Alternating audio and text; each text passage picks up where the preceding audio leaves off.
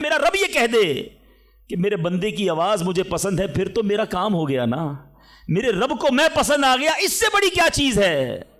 مگر بدقسمتی ہے اس شخص کے لیے جو اللہ کی بارگاہ میں شکوہ کرتا ہے کہ میرا کام نہیں ہو رہا، میری دعا قبول نہیں ہو رہی۔ جلدی نہ مچایا کرو، اللہ پر بھروسہ رکھو، اور اب آخری بات سے اور آپ کا کلاؤڈ کلیئر ہو جائے گا۔ وہ لوگ جو کہتے ہیں پتہ نہیں میرے مسئلے حل کیوں نہیں ہو رہے، میں اللہ کی بارگاہ میں اتنا دعا کرتا ہوں مسئلہ حل نہیں ہوتا۔ سنو، اب میں آپ کو ایک لاجیکلی مثال دیتا ہوں یا عقلی مثال دیتا ہوں۔ آپ والد ہیں، آپ میں سے وہ فرشتہ جو ہے وہ پانی میں نہر رحمت میں غوطہ لگاتا ہے، اور غوطہ لگا کر پانی سے باہر آ کر اپنے پروں کو جھاڑتا ہے۔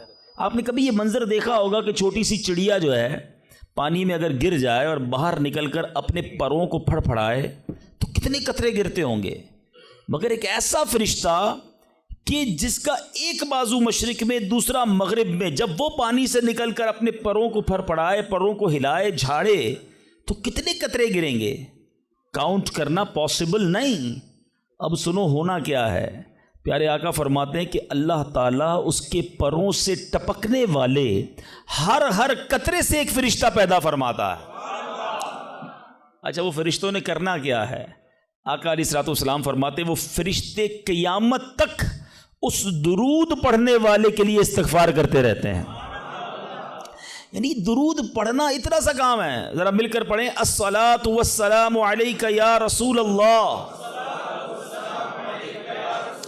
30 سیکنڈز بھی نہیں لگتے ایک درود پڑھنے میں، مگر انعام کتنے بڑے بڑے ہیں۔ دنیا کا دستور ہے جتنا مشکل کام بندہ کرتا ہے اتنی آمدنی زیادہ ہوتی ہے۔ ایک نارمل میٹرک پاس بندہ جاب کرے اس کی سیلری تھوڑی ہوگی، گریجویٹ کرے اس کی سیلری زیادہ ہوگی، پی ایچ ڈی کر لے سیلری اور بڑھ جائے گی۔ جتنا کوالیفائڈ، جتنی محنت کر کے، جتنا آگے بڑھ کے بندہ کام کرتا ہے اس کو اتنا دنیا میں انعام ملتا ہے۔ میرے رب کی رحمت دیکھو، کام تھوڑا کرتے ہیں رب زیادہ عطا فرماتا ہے۔ گویا اس کی رحمت جو ہے اپنے بندوں پر برسنا چاہتی ہے۔ اے میرے میٹھے اسلامی بھائیوں، میں بھی نیت کروں اور آپ بھی نیت کریں، ہم کم از کم روزانہ 1200 بار درود پاک پڑھیں گے۔ آج جس ٹاپک پر میں نے کچھ مدنی پھول آپ کو پیش کرنے ہیں، بیسیکلی یہ ایک ایسی عبادت ہے، یہ ایک ایسا عمل ہے جو ہمارے لیے بہت ضروری بھی ہے، مگر انفارچونیٹلی بدقسمتی سے ہماری بہت بڑی اکثریت اس کو شاید عبادت ہی نہیں سمجھتی ہے، اس کو ایک آرڈنری کام سمجھتے ہیں، ضمنی کام سمجھتے ہیں، اور اس میں اتنی توجہ بھی نہیں دیتے۔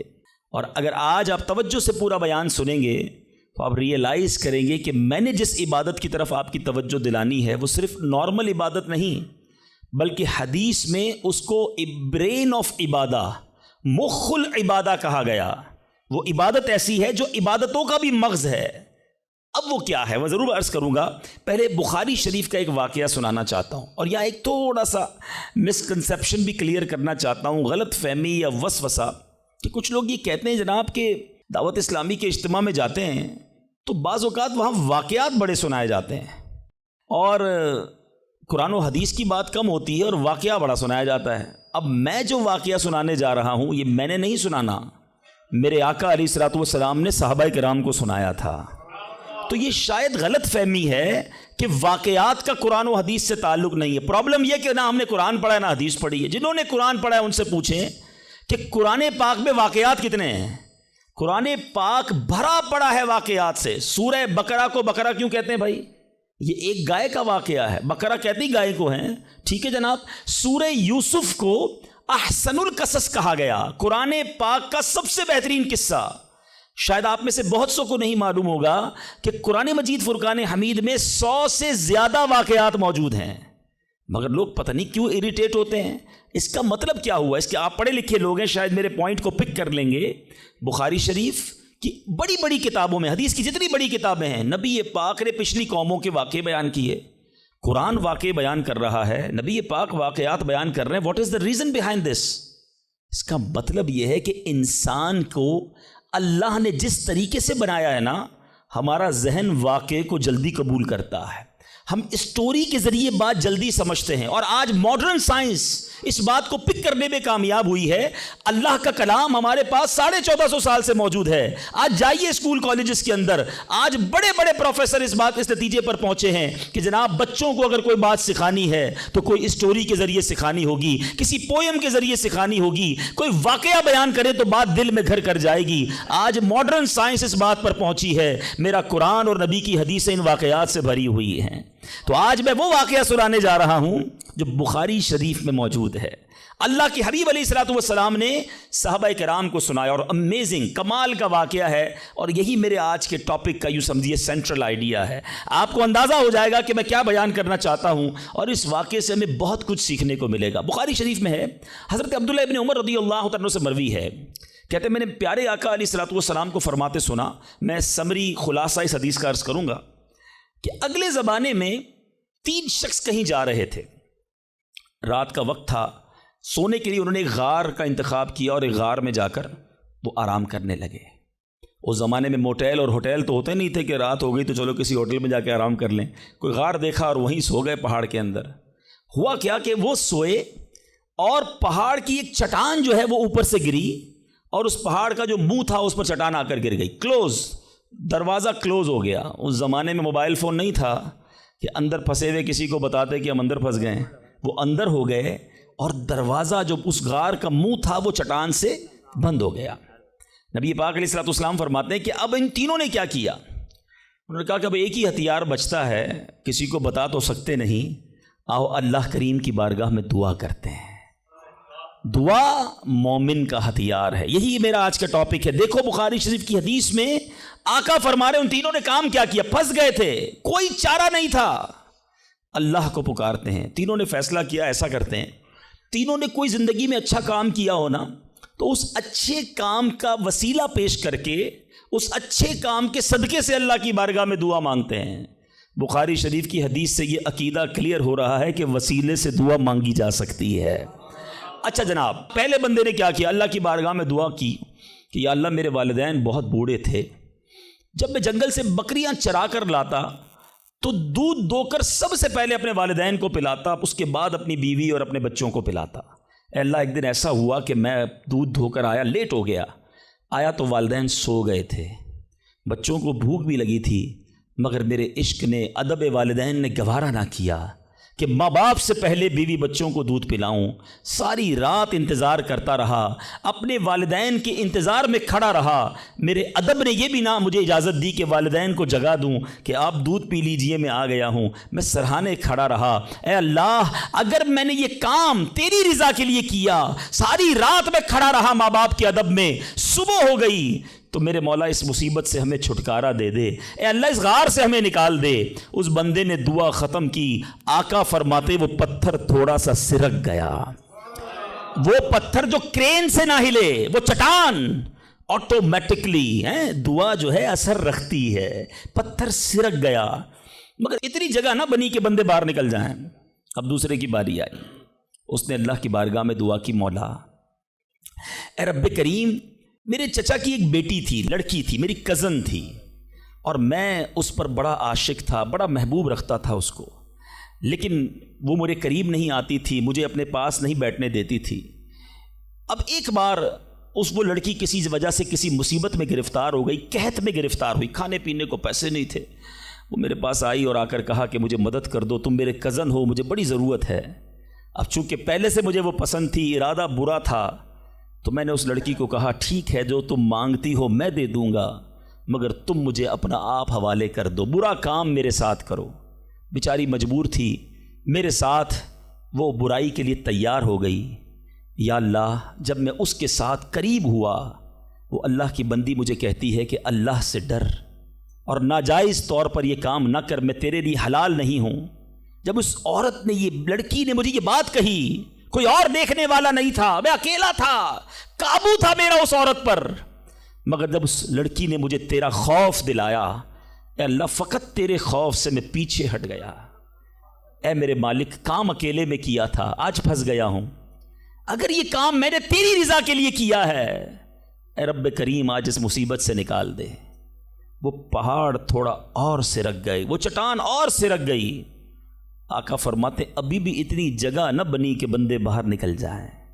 اب تیسرے بندے کی باری تھی، ہاتھ اٹھائے، اللہ کی بارگاہ میں عرض کی کہ یا اللہ، میں نے ایک بار کچھ کام کیا، چند مزدوروں کو مزدوری پہ رکھا، کام کر کر ایک مزدور ایسا تھا جو مزدوری لیے بغیر چلا گیا، بھول گیا اپنا جو حق تھا وہ لینا بھول گیا، چلا گیا۔ اے رب کریم، جب وہ بندہ چلا گیا میں نے اس کے پیسے کاروبار میں لگا دیے، کچھ سالوں بعد وہ مزدور پھر آیا، آ کر کہتا ہے میری مزدوری باقی رہ گئی تھی بھائی، میں لینا بھول گیا تھا، وہ پیسے مجھے دے دو۔ تو میں نے اس مزدور سے کہا کہ یہ تم اتنا بڑا ریوڑ جانوروں کا دیکھ رہے ہو، گائے بکریاں یہ سب تمہاری ہیں؟ اس نے کہا یہ ساری میری کیسے ہو سکتی ہیں؟ کہا بھائی جو تمہارے پیسے تھے میں نے کاروبار میں لگائے، کاروبار میں اللہ نے اتنی برکت ڈال دی ہے کہ یہ حصہ تمہارا ہے۔ وہ حیران ہوا، پریشان ہوا، یقین نہ آیا، مگر پھر جب میں نے کہا یہ تیرا ہی ہے، وہ مزدور سارے جانور لے گیا۔ اے میرے مالک، جو میں نے ایمانداری کی، میں نے امانت میں خیانت نہ کی، اگر یہ کام میں نے تیری رضا کے لیے کیا ہے، اے اللہ اس مصیبت سے جان چھڑا دے۔ حدیث کے الفاظ ہیں وہ پہاڑ اور سرک گیا، اب اتنا راستہ بن گیا کہ وہ تینوں باہر نکل گئے۔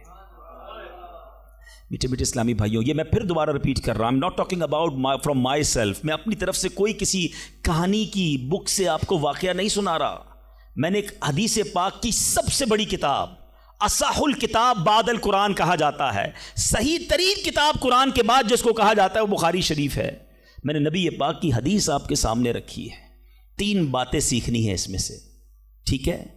پہلا بندے نے کیا کام کیا؟ اللہ سے کیا عرض کی کہ والدین کا ادب کیا تھا، میرے مولا میں نے ماں باپ کی خدمت کی، اللہ کی بارگاہ میں یہ عمل کتنا مقبول ہوا کہ اس سے مصیبت دور کر دی گئی۔ میں ہر ٹاپک پر بہت دیر تک گفتگو کر سکتا ہوں، لیکن ظاہر ہے کہ مجھے ایک وقت کے اندر اپنا بیان کمپلیٹ کرنا ہے، میں بہت مختصر بات کر کے آگے بڑھ جاؤں گا۔ وہ لوگ جن کے ماں باپ حیات ہیں، خدا کی قسم یہ رب کی بہت بڑی نعمت ہے، ہمیشہ ان کی قدر کرنا۔ ماں باپ کا جو فرما بردار ہے وہ دنیا میں بھی کامیاب ہے اور آخرت میں بھی کامیاب ہے۔ ایک حدیث کا مضمون ہے، جس سے ماں باپ راضی اس سے اس کا رب راضی، جس کے ماں باپ اس سے ناراض اس سے اس کا رب ناراض۔ یاد رکھنا میرے بھائیوں، وہ میرے نوجوانوں جن کے ماں باپ حیات ہیں، ان کی قدر کرو، ان کی دعائیں لو۔ خدا کی قسم اس کو کامیابی سے کوئی نہیں روک سکتا جس کے ساتھ ماں باپ کی دعائیں ہیں، اور اس شخص کو بربادی سے کوئی نہیں روک سکتا جس کے ماں باپ اس سے ناراض ہیں۔ دنیا میں اور بہت سارے گناہ ہیں، ہر گناہ کی سزا، اس کا رزلٹ، اس کا عذاب جو ہے وہ بندے کو مرنے کے بعد پتہ چلتا ہے، مگر ماں باپ کی نافرمانی وہ گناہ ہے کہ جس کا عذاب بندے کو دنیا میں دکھایا جاتا ہے۔ جو ماں باپ کا نافرمان ہوتا ہے نا، اس کی اولاد دنیا میں اس کی نافرمان ہوتی ہے۔ آج آپ بہت سارے اسلام بھائی پرچیاں بھی دیتے ہیں، دعائیں بھی کرواتے ہیں، میں آپ کو ایک مشورہ دیتا ہوں، ادھر ادھر دعائیں مت کراؤ۔ جس کے پاس ماں ہے نا، اپنی ماں کے قدموں میں بیٹھ جاؤ۔ خدا کی قسم ماں دل سے دعا کر دے طوفان ٹل جایا کرتے ہیں۔ بھول گئے آپ کہ جنت میں موسیٰ کا پڑوسی بنا دیا اللہ نے؟ ایک کسائی کو ماں نے دعا دی تھی، اللہ نے موسیٰ کا جنت میں پڑوسی بنا دیا۔ تو ماں باپ کی ادب کریں، نافرمانی نہ کریں۔ دوسری بات، بڑی اہم بات ہے، بڑے نوجوان بیٹھے ہیں یہاں پر، آج جو بے حیائی کا دور ہے، آج جو بدکاری کا دور ہے، آج جو سوشل میڈیا نے ہماری آنے والی نسلوں کو برباد کر کے رکھا ہے، فلموں نے، ڈراموں نے، ماڈرنزم نے، حیا ختم ہوتی جا رہی ہے۔ اس نوجوان نے کیا کیا تھا؟ اکیلا تھا، اس لڑکی پر قابو تھا، مگر جب خوف خدا طاری ہوا تو وہ موقع چھوڑ کر اللہ کے لیے الگ ہو گیا۔ بتائیے آج ہمارا کیا حال ہے؟ نیک نمازی دکھنے والے بھی اکیلے میں جب ہوں، اللہ نہ کرے گناہ کا موقع مل جائے، کیا اب بندہ بچتا ہے؟ ہم سوچے تو صحیح کہ ہم گناہ کرتے وقت یہ خیال تو رکھتے ہیں کوئی دیکھ نہ لے، دروازہ بند کر دو، لائٹ آف کر دو، کہیں اور چلتے ہیں، یا تو جاننے والے رہتے ہیں۔ ارے جدھر جا رہے ہو ادھر کا رب کوئی اور ہے کیا؟ اللہ ہر حال میں دیکھ رہا ہے۔ کاش یہ جملہ میرے اور آپ کے دل پر نقش کر جائے۔ جب حرام کرنے کو جی چاہے، جب گناہ کرنے کو جی چاہے، جب بے حیائی کرنے کو جی چاہے، اے میرے نوجوانوں، نہ کرو اپنی نوجوانی کو برباد ان بے حیائیوں کے کاموں میں۔ یہ اللہ کو ناراض کرنے والا، جہنم میں جانے والا کام ہے۔ حفاظت کرو اپنی، شیطان کے واروں سے بچاؤ اپنے آپ کو۔ اور اس کی بڑی وجہ یہ سوشل میڈیا ہے. یاد رکھیے گا, پہلے نگاہ بہکتی ہے, پھر دل بہکتا ہے, پھر شرمگاہ بہکتی ہے. یہ امیر اہل سنت جو ہے نا, جو بانی دعوت اسلامی ہے, فاؤنڈر آف دعوت اسلامی, بیسیکلی یہ نباز ہیں. ان کو جتنی دنیا کی جو مزاج شناسی ہے وہ نعرہ کیوں لگاتے ہیں؟ اکثر نظریں جھکی رہیں گی. شاید بہت سو کو سمجھ نہیں آتا کہ یہ نیچی نگاہوں کی بات کیوں کرتے ہیں. آج کے دور میں جہاں ہر طرف بے پردگی ہے, ہم پاکستان کی ساری خواتین کو برقع نہیں پہنا سکتے, مگر اپنی نظروں کو تو نیچا کر سکتے ہیں نا, اپنی نگاہوں کو تو حیا کی چادر اڑا سکتے ہیں. تو خدا را اگر حرام سے بچنا ہے, گناہوں سے بچنا ہے, تو پہلے نگاہیں جھکائیے, پہلے آنکھوں سے حرام نہ دیکھیے. اور اب تیسری بات, اس حدیث میں جو بندے نے دعا کی تھی, تھوڑی سی مزدوری باقی رہ گئی, اور اس بندے نے مزدور کا حق کیسے ادا کیا کہ تھوڑے پیسوں کے لاکھوں واپس کیے.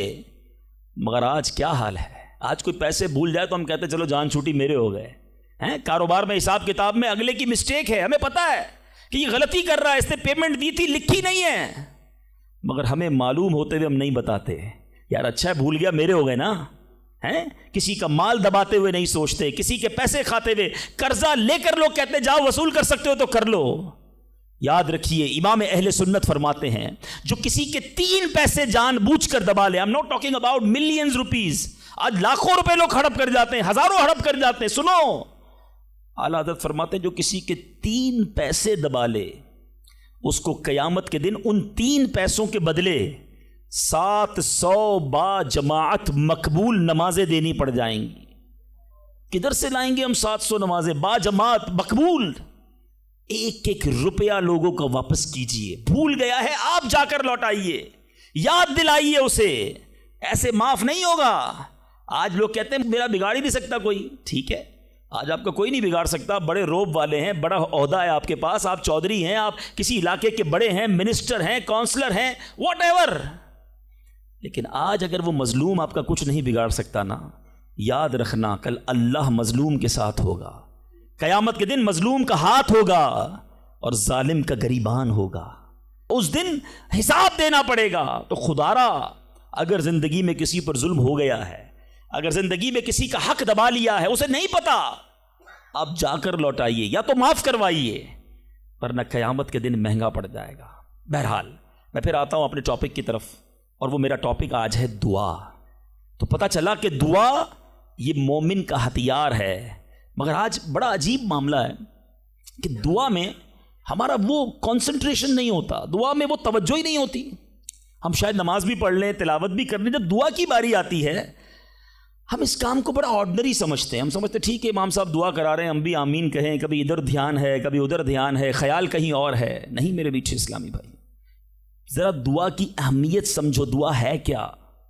دعا کس کی بارگاہ میں بات ہو رہی ہے پتہ ہے آپ کو؟ کس سے بات ہو رہی ہے؟ اللہ سے ڈائریکٹ بات ہو رہی ہے. دنیا میں کسی پرائم منسٹر, کسی صدر, کوئی بڑے بادشاہ سے بات کرنی ہو, ہمیں یہ پریولیج نہیں ملتا, ہمیں یہ آسانی تھوڑی کہ ہم ڈائریکٹ کسی سے بات کر لیں. اپوائنٹمنٹ لینا پڑتا ہے, ٹائم بڑی مشکل سے ملتا ہے, غریب آدمی کو تو ملتا بھی نہیں, بہت بڑی سورس بھی لگائیں. اچھا جناب 2 مہینے بعد آپ کی باری آئے گی, 2 منٹ بات کر سکیں گے آپ, 3 منٹ سے زیادہ بات نہیں کر سکیں گے. یعنی دنیا والوں کے پاس جا کر ٹائم لینا ڈیفیکلٹ.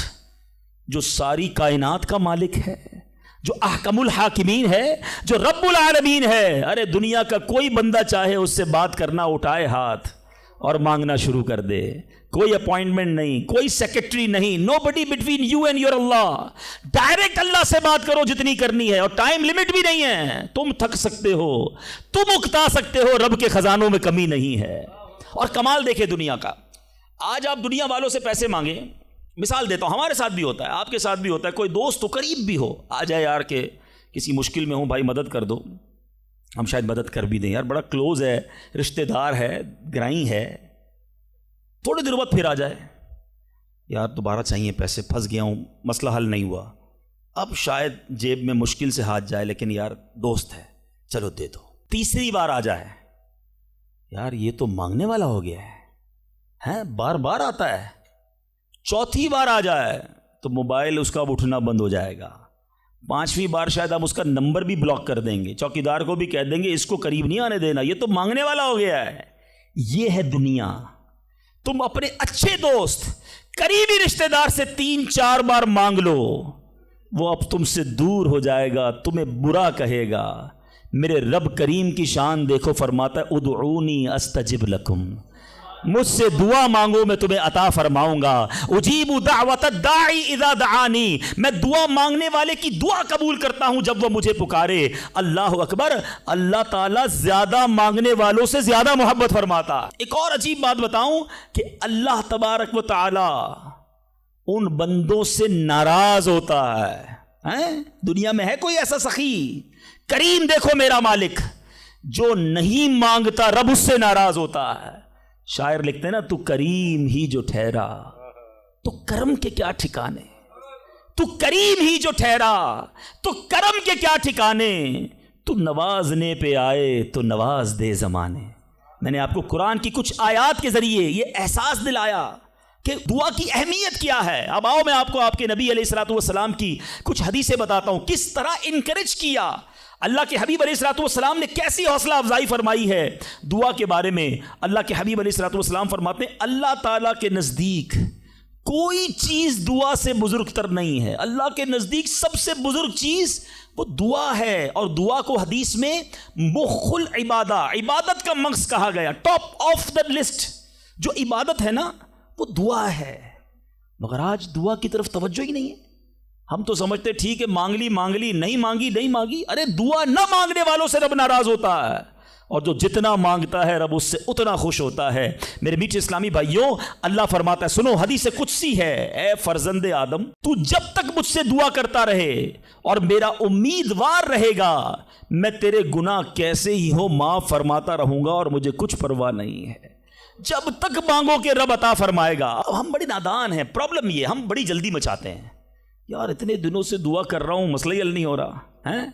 मैंने दुआ की, या अल्लाह कारोबार में बरकत दे दे, कल भी 5,000 की बिक्री हुई, आज भी 5,000 की, कोई इजाफा नहीं है।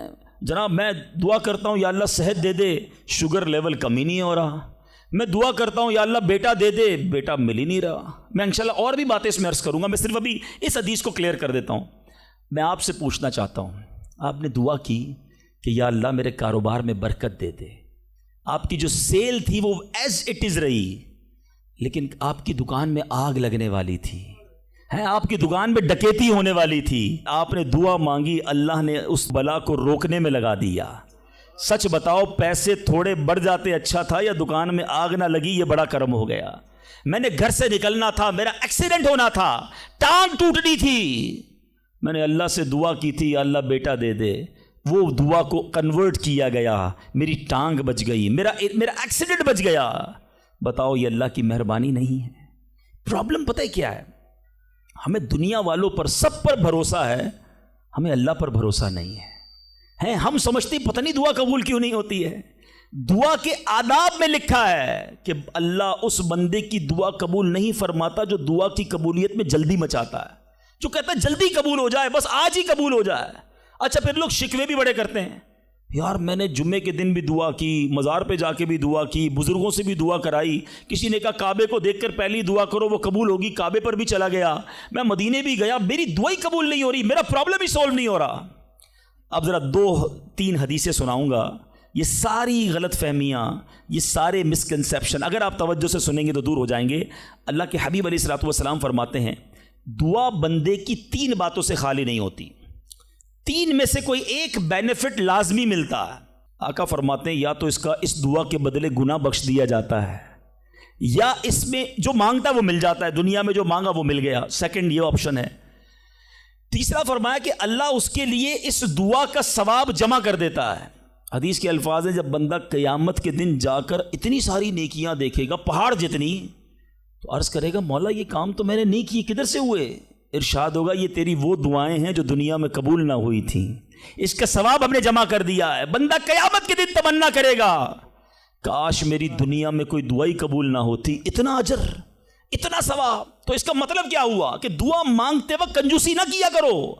ईच एंड एवरी वर्ड, हर लम्हा आपका दुआ में इबादत है, और ये आपके नामा अमाल में बढ़ोतरी का सबब है। दुआ में ये ना सोचा करो कि पता नहीं क्या मिलना है, नहीं मिलना, यकीनन मिलना है।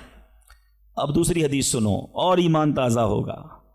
अल्लाह के हबीब अलैहिस्सलातु वस्सलाम फरमाते हैं, जिसका मजमून है کہ جب کوئی فاسق فاجر گناہ گار دعا کرتا ہے، بعض اوقات یہ بھی خیال آتا ہے، شیطان ہے نا، یار میں 5 ٹائم نماز بھی پڑھتا ہوں، میں روزے بھی رکھتا ہوں، میں درود بھی پڑھتا ہوں، میں زکوٰۃ بھی دیتا ہوں، میرے کام سیدھے ہوتے نہیں ہیں، میری دعائیں قبول ہوتی نہیں، وہ برابر میں میرا پڑوسی ہے، ایک وقت کی نماز پڑھتا نہیں ہے، کام سارے اس کے الٹے ہیں، کاروبار اس کا ترقی کر رہا ہے، گھر اس کے بن رہے ہیں، یہ کیا ماجرا ہے؟ اول تو ہمیں یہ سوچنا نہیں چاہیے کہ میں نیک ہوں، ہر وقت ہمیں یہ سوچنا چاہیے کہ میں سب سے برا ہوں، میری بہت ساری خطائیں، لیکن اس کے باوجود اب جو میں حدیث سنانے جا رہا ہوں یہ بہت سو کی بہت بڑی کنفیوژن کو دور کر دے گی۔ اللہ کے حبیب علیہ الصلوۃ والسلام فرماتے ہیں، جس کا مضمون ہے جب کوئی فاسق فاجر گناہ گار شخص اللہ کی بارگاہ میں دعا کرتا ہے، اللہ فرشتوں سے فرماتا ہے اس کا کام جلدی کر دو۔ کیوں؟ فرماتا ہے اس کا مانگنا پسند نہیں آ رہا، اس کی آواز اچھی نہیں، جلدی کام کر دو۔ اور فرمایا جب اللہ کا کوئی نیک بندہ، رب کا محبوب جب اللہ کی بارگاہ میں دعا کرتا ہے، اللہ فرشتوں سے فرماتا ہے ابھی اس کو نہ دینا، ابھی اس کا کام نہ کرنا، اس کو اور مانگنے دو، مجھے اس کا مانگنا بڑا پسند آ رہا۔ میں آپ سے پوچھتا ہوں خدا کی قسم، میں جو مانگوں وہ مجھے میرا رب دے دے، یہ اچھا ہے یا زندگی میں ایک دعا میں ایسی کروں کہ اللہ جبریل سے کہے کہ میرے بندے کا کام نہ کرنا، اس کو اور مانگنے دو، اے میرے فرشتوں اور مانگنے دو، مجھے اس کا مانگنا بڑا پسند آ رہا ہے۔ کاش زندگی